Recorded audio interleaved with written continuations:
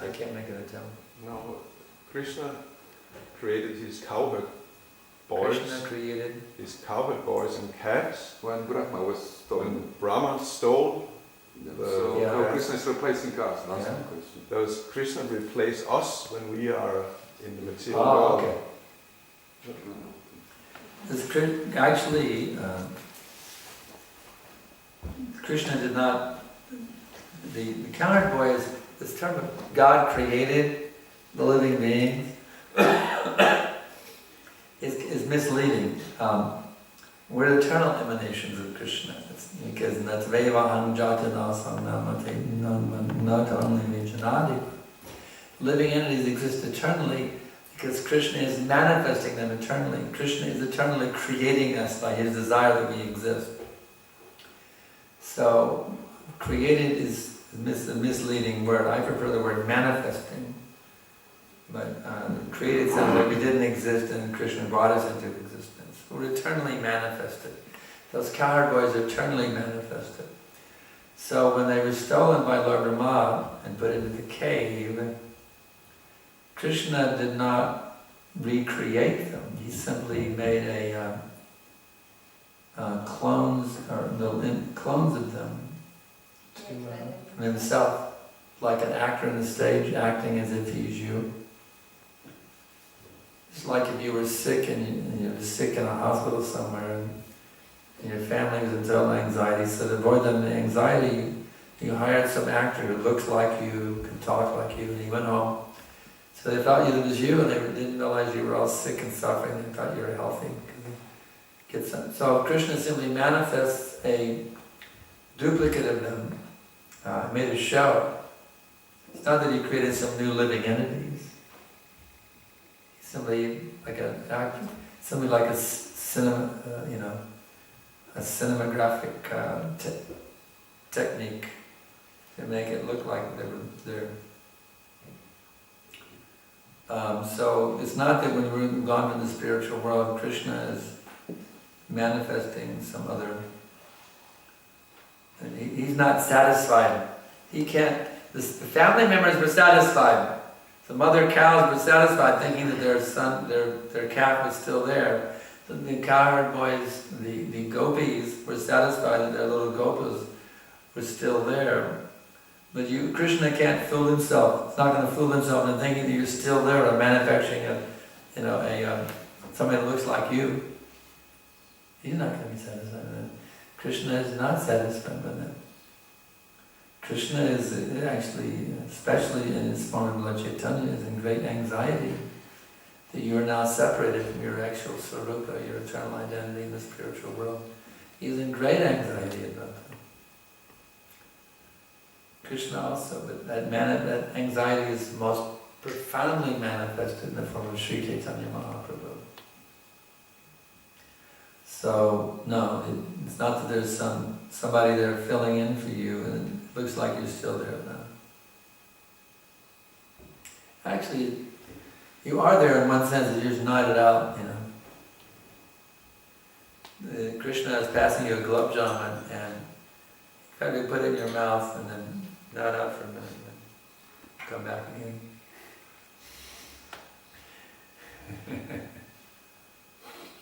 Actually, I'm just reading the other day how this whole universe, which is 311 trillion, 40 billion years in duration, is just like a brief flash of lightning, boom.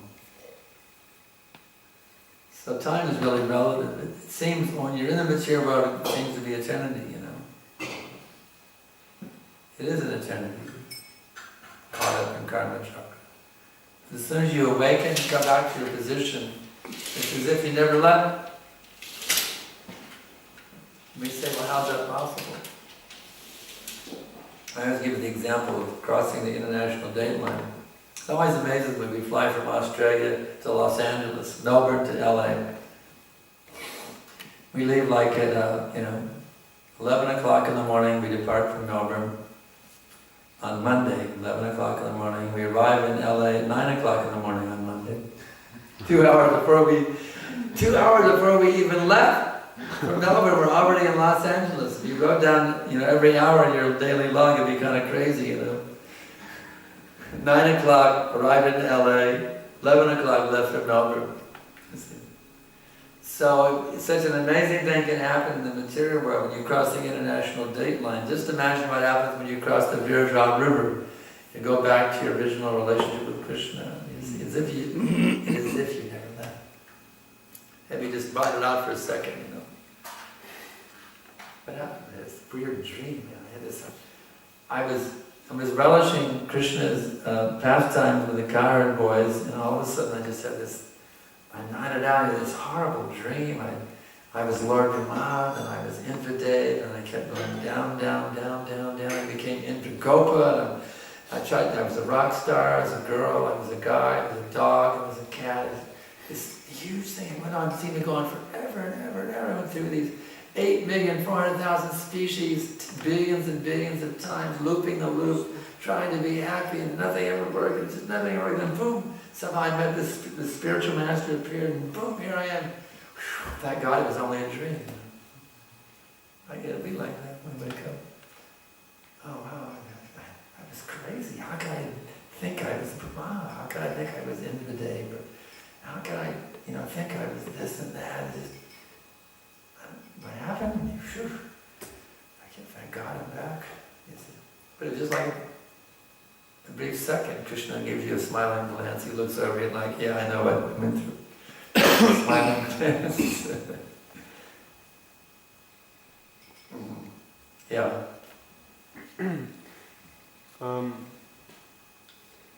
How can a practicing devotee know for certain how to situate himself in Varna ashram? How to properly situate himself in Varna ashram? How can a practicing devotee? What about he's the only one to be interested in doing that. The non-practicing devotee wouldn't be interested. Or the non-devotee would not be interested. Yeah, how to properly situate yourself in Varna ashram? By following the order of the spiritual master. That automatically places you in your proper situation. Simple thing. Varnashram is actually like a safety net. When I was a kid, I went to the circus, and it was amazing. There was somebody up on the tightrope. They came walking out. They put a chair down on the tightrope. They sat down on the chair on the tightrope, but they had a net underneath. You see. So Varnashram system is actually a safety net to protect us. It's like we have certain rules in brahmacharis, madhajis, We have these rules that are there to protect us. It's described that, in the Bhagavad Gita that if one is situated beyond the mud, they have to follow the principles of Varnashram. Just like Parasuram, he was a Brahmin back as a Kshatriya. Or it's described also by Prabhupada about Vishnu, what is his name? The one who Menaka. Vishwamitra Muni, he was a king who acted as a Brahmin. So Prabhupada describes how if one is situated beyond the modes, they don't have to follow Varnashram. They can go beyond the Varnashram principles. But for those of us who are not there yet, who are still struggling with the modes of nature, the Varnashram system protects us. Follow the rules of brahmachari, follow the rules for grihastha, follow the rules for a lady. These things protect us from falling down Krishna consciousness. So actually, you just follow Prabhupada's instructions, follow your spiritual master's instructions, follow your temple president's instructions, you see. That will put you properly in the situation you need to be in. Let's see, we got some questions rolling in from the internet now. There's one coming from South Africa here. How to dive deep into the nectar when we visit the ISKCON oases. Hearing. Bowing down, bow down and hear. If you do those two things, if you bow down and you'll hear, you'll be in good shape. Hearing means bowing down with your consciousness. You see, you bow down with your body and bow down with your consciousness by hearing submissively. That way you can observe. If you're in that bowing mood, physically and mentally or intellectually, that's how you absorb the nectar. If you come in the mood finding fault, you see, you won't get the nectar. Some people come to ISKCON, even our devotees, some of our devotees get into this fault-finding mood. They can't taste the nectar anymore. You got to be in a humble, submissive mood, you see. And then you'll get the nectar. Okay, let's see here. One more from the internet. This one is coming from Romania. Bhaktan Andrea. How to never forget Krishna? Well, it's simple. Always remember him. So how do you always remember him? Well, rise early in the morning when your mind is most apt to absorb itself in God consciousness. Take your bath, put on tilak, take your bath, dress yourself, devotional clothing, dhoti or sari, put on tilak, have Mangal Arati, have Tulsi worship, engage in the regulative activities that Prabhupada has given us.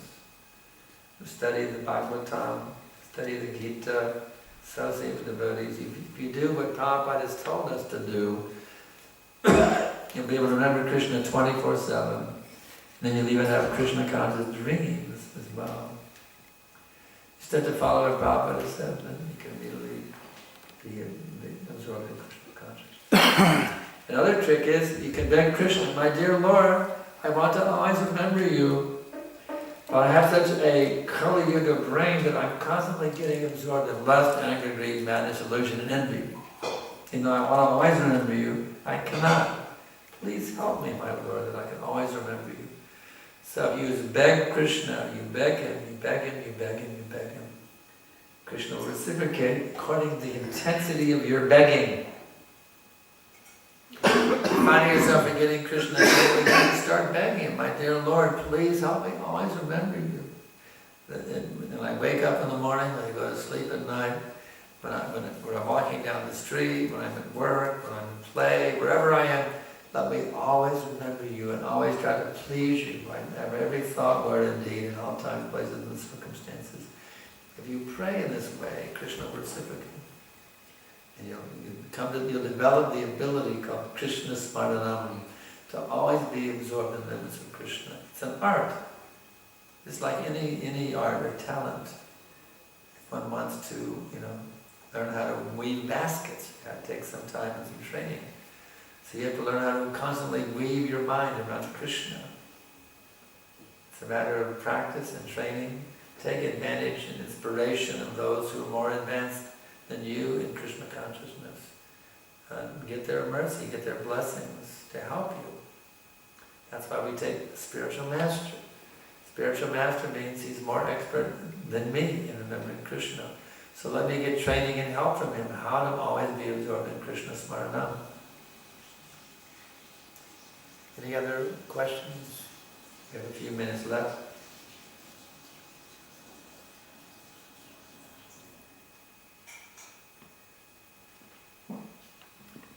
Maybe you have any points you'd like to add?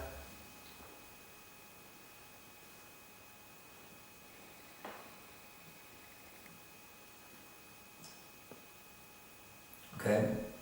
You mentioned that everyone can give Krishna a unique satisfaction.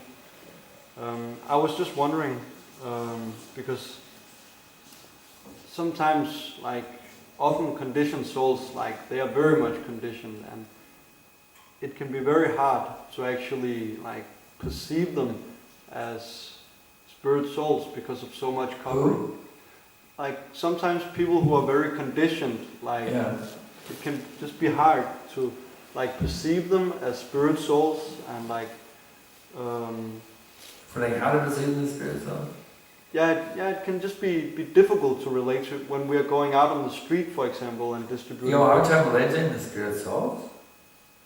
Isn't there a machine?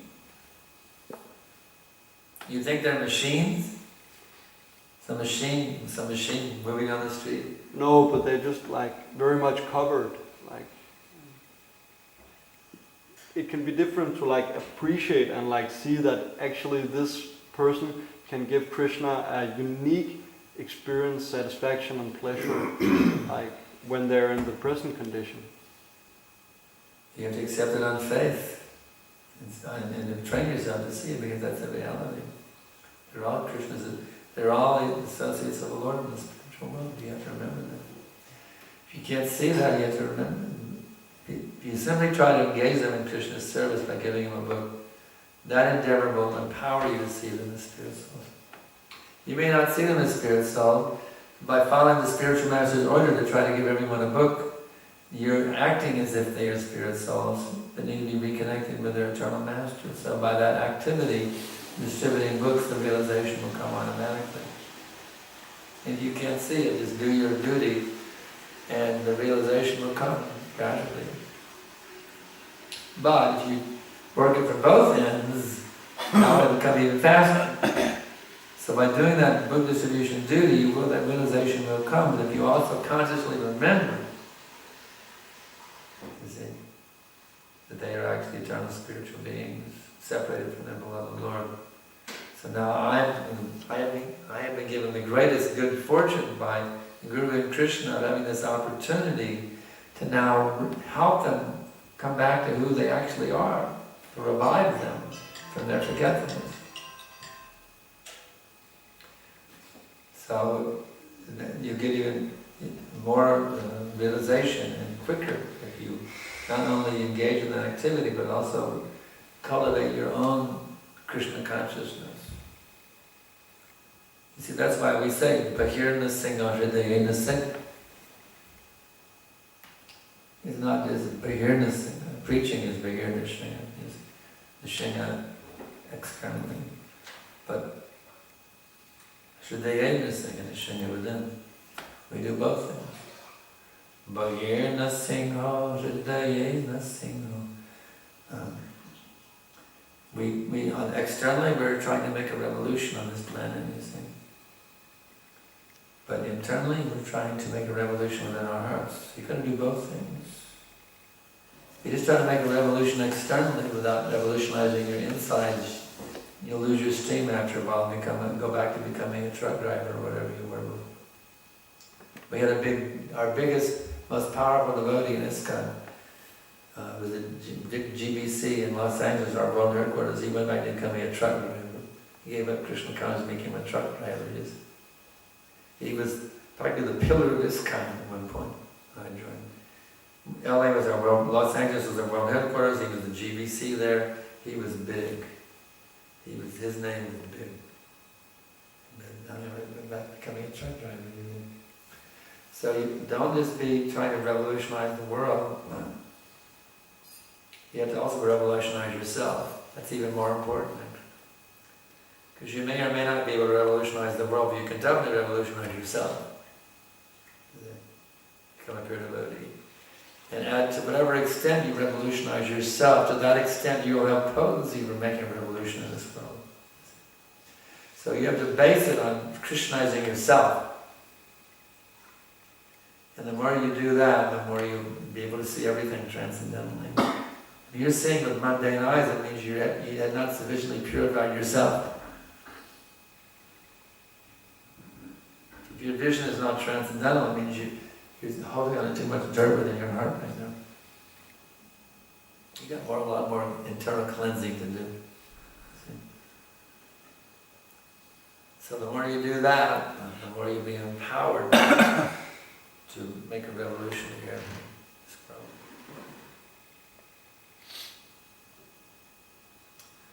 Okay, let's see here. We got how to improve chanting and sadhana.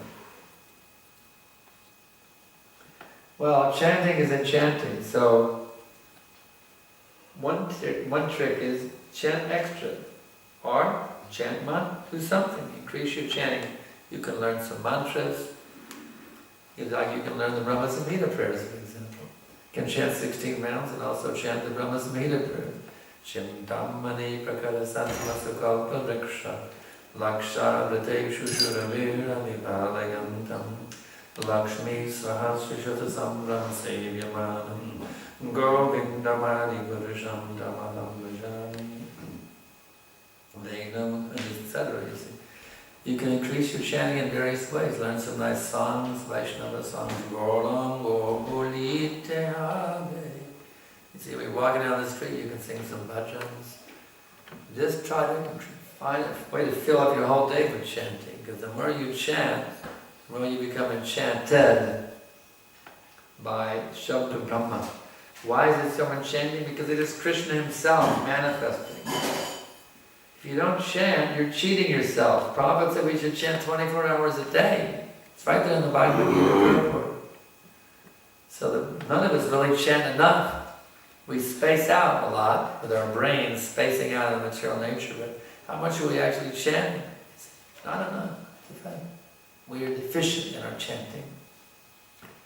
So if you try to increase the quantity of your chanting, that will automatically help you, and then try to increase the quality also by avoiding the 10 offenses. So this way, this chanting will carry you across the Viraja River back into your eternal relationship with Krishna and his transcendental pastimes. So we can stop here now, and we thank you all very, very much here in Copenhagen, Denmark, and all of you who come in from all over the world, from China, from India, from many places all over the world who come in. We thank everyone for coming today to Bhagavatam. We'll be back again tomorrow, the same time, the same place. Srila Prabhupada ki jai, jai, Srimad Bhagavatam ki jai, Haribo. His Grace Sankarsana Prabhu ki Jai.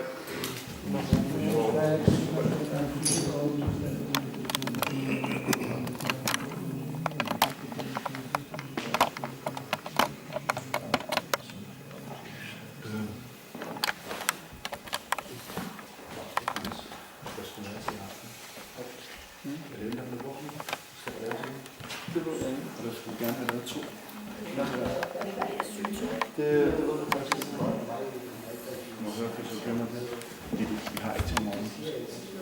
Jeg ved ikke, hvem der har taget det. Hvem har givet den? Jeg tror, du er